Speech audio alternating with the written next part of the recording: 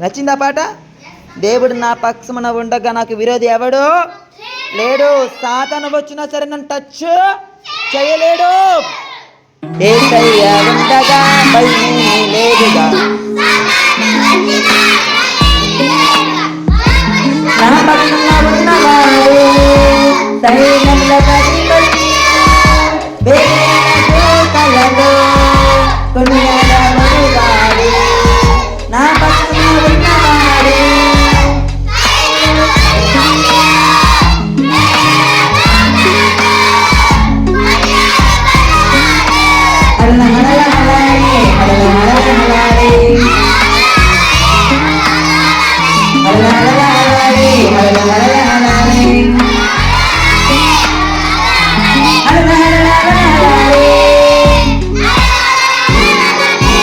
మన పక్షమున ఎవడుండాలి?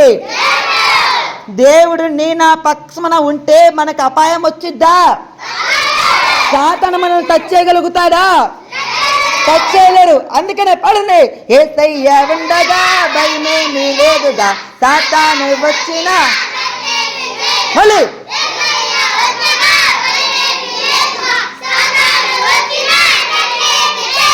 నా పక్షమున ఉన్నవాడు